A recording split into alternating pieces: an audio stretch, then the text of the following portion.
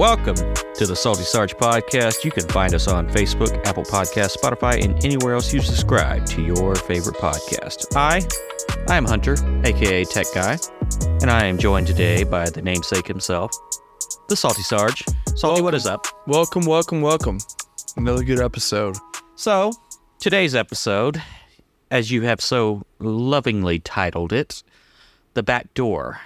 Yes, it's let's start off with this, paint a picture here of, so years ago, there was a apartment complex, this old building, and a lady called in and said she needed help. She had domestic issues. So we get there, it's Halloween time frame, and we go in this little bitty apartment, and it reminded me like of a New York style, it's a brick building, and it had a long hallway. Like a loft, almost? Yeah, well, no, it was like it had like wood floors and stuff. It's just an older building. It was the older part of the city.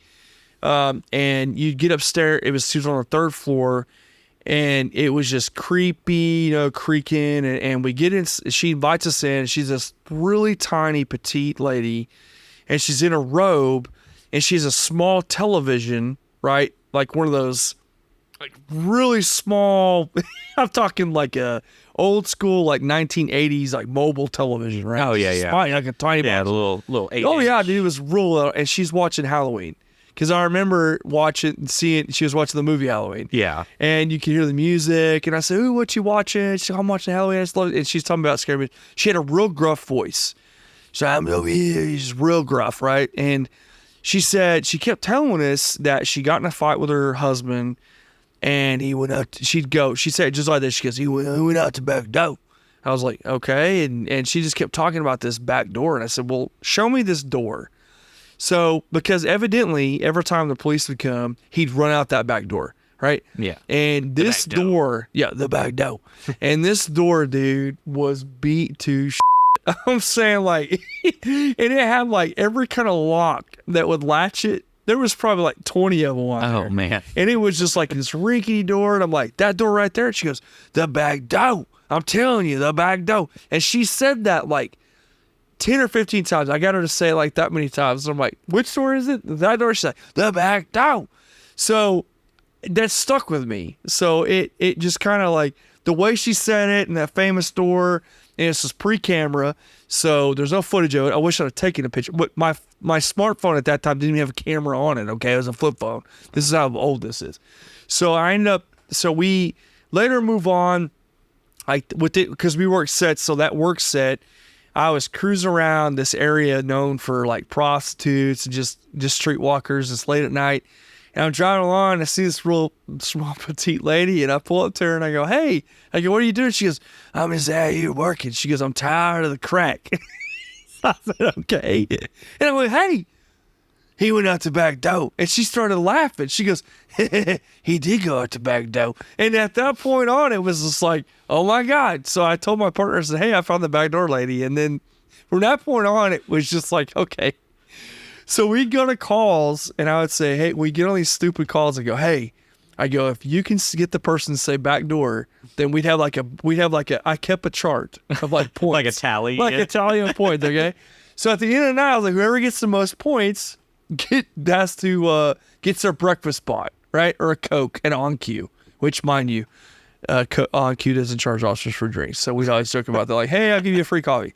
I'll buy you a Coke at on cue, and they never charge us. And that's just what they did. That's a whole nother reason story later. But anyway, so on cues never get robbed anyway. They never get robbed. But hey, food for thought.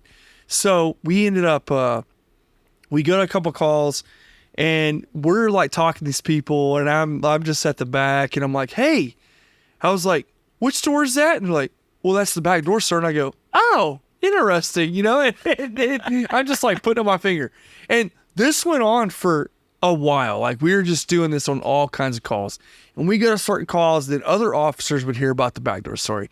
And then they would start talking about it. Like, oh, hey, which store is this? And I'm like, okay, like that's, and I would literally stop in the middle of the call. These people are like, what are you talking about? Like, and I go, first off, I time out, sir. Like, You can't make them say the door. Like, that's not how this works. And we're talking about this, and these people are looking at us like, what are you talking about? They're setting the ground rules while they're trying to tell you the first off, problems. that's leading. I'm just like, I'm leading like, witness. I'm like, I object, like right there. I'm like, hey, that's leading them to the door, and then say like you get like a call of like an alarm call, right? So if you got dispatched to say, usually they'll say area detection on like an alarm. And if they say back door, that's like 50 bonus points. There you go. So one day it was before the call, before you couldn't really see the calls, and now you can. And I saw it, and I was like, area detection back door. I was like, hey, put me on the call. And I go, Charlie 58 headquarters. Yeah. Where's the area detection on that? And everybody's like, it got real quiet. And she goes, oh, that's the back door. And I was like, oh! And everybody's like, 50 points, 50 points. I'm like, you buy my breakfast tonight, boys. And so I won that night. So as this progressed, we're doing this. Well, I'm telling my dad, and at the time he was the state attorney investigator. Okay, he worked for the attorney general's office, and he's telling his buddy, they're all retired cops. He's telling them the story about me and my partners doing this backdoor thing.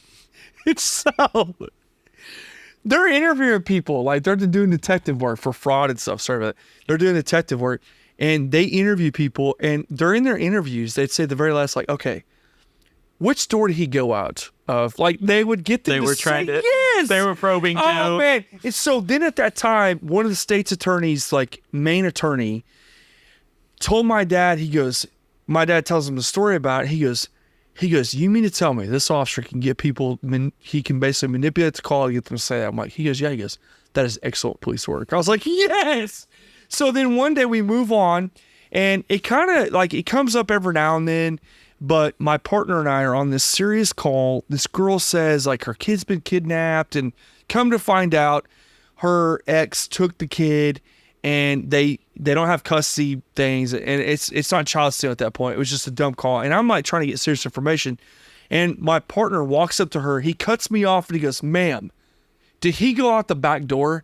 And he just turns away and starts laughing, and I went, "Are you serious right now?" She goes, "What's the back door have to do with it?"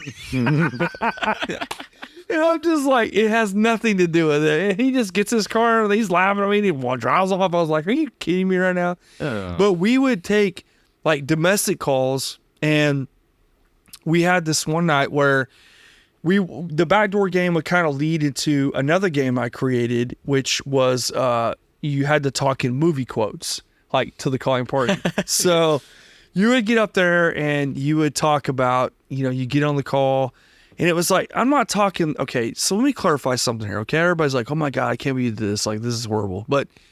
And if Command ever heard of this, whatever, it wasn't like that.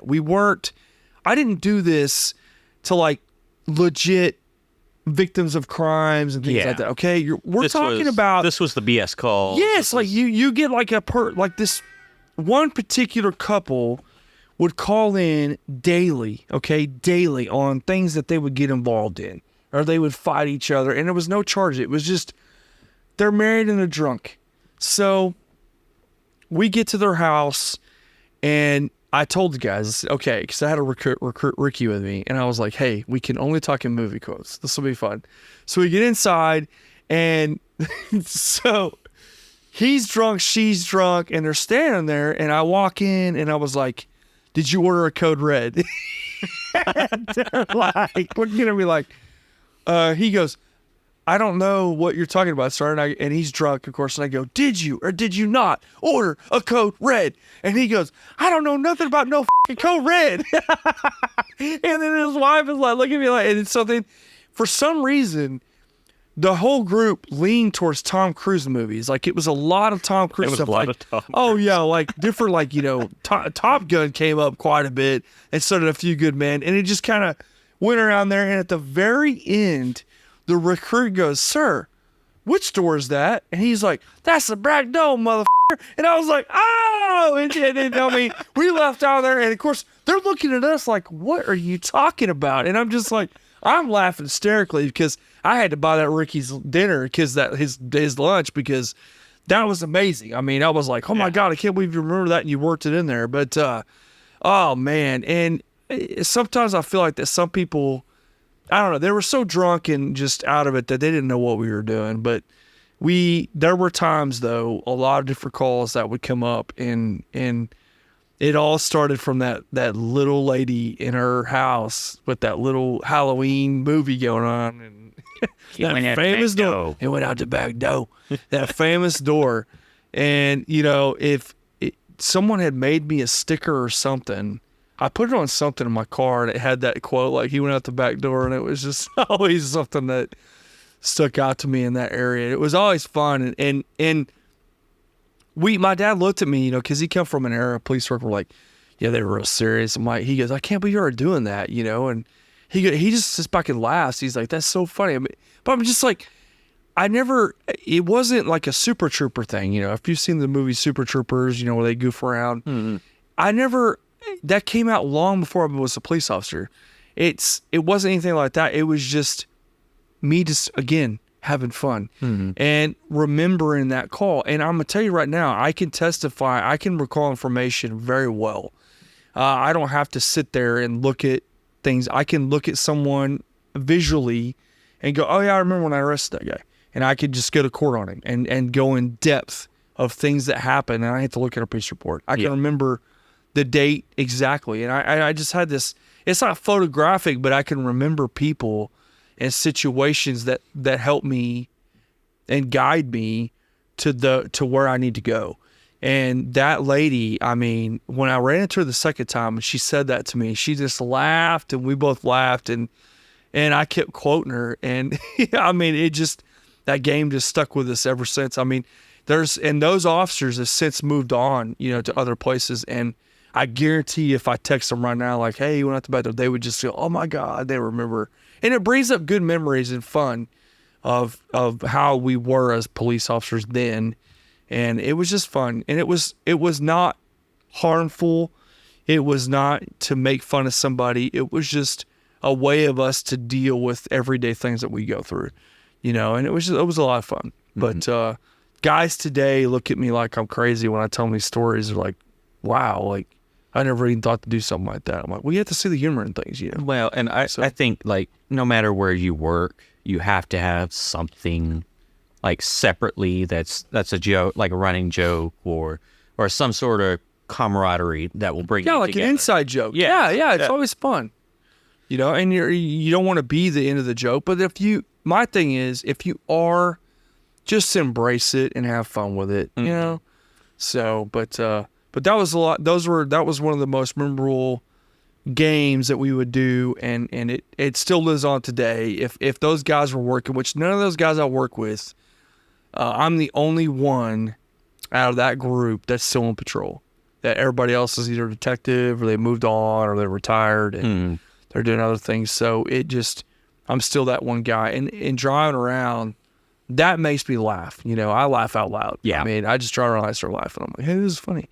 But even if I'm having a bad day, I still remember those things. So those are good memories and good core memories of being a fun police officer. So, and if you so chose to, you could move up the ranks and become detective. Oh, absolutely. It's not anything that, this is a choice that I've. Yeah.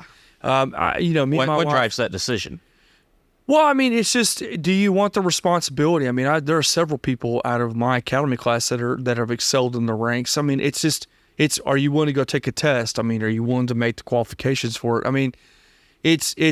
I'm just this guy that doesn't, I enjoy my time off, and I leave work at work. I don't want to be attached to a phone. I don't want to be attached to a computer. I just come in, do my thing, and I go home. And that's the best part about being a patrol officer. And a lot of guys are, well, what about things you see and you do? Yes, you're exposed to more. You're dealing with a lot more problems. A lot of those people leave because they don't want to deal with that stuff anymore. And like a detective, anybody can enter a department can go apply to be a detective. You can. It's not a test you take. You just write good reports and you just apply yourself and you get picked. And then once you get in there, you go through FTO again as a detective, and then you get put in certain either person's crime or property crime, and it's where you want to be. And the caseload never ends. Yeah, you go home on the weekend, they go home on the weekend and hang out with their families, and they come back and there's a caseload waiting on them. Yeah, me, I go in tomorrow morning, I don't know what's going to happen. My dad called me today and was like, what you doing? I said, I'm just waiting on something to happen. I'm like a fireman. I cruise around the city. I would prevent certain calls from happening because I get a lot of homeless calls. So I try to go be preventative maintenance. But other than that, I don't know what's going to happen. That's the unexpected. And that's what I kind of like. And I enjoy it. And yeah, I might get stuck on something, but for the most part, I just go take my calls and just handle them and move on and come home. And I think the big thing about that is detective work. It comes home with you. Yes, because you're diving in those cases and you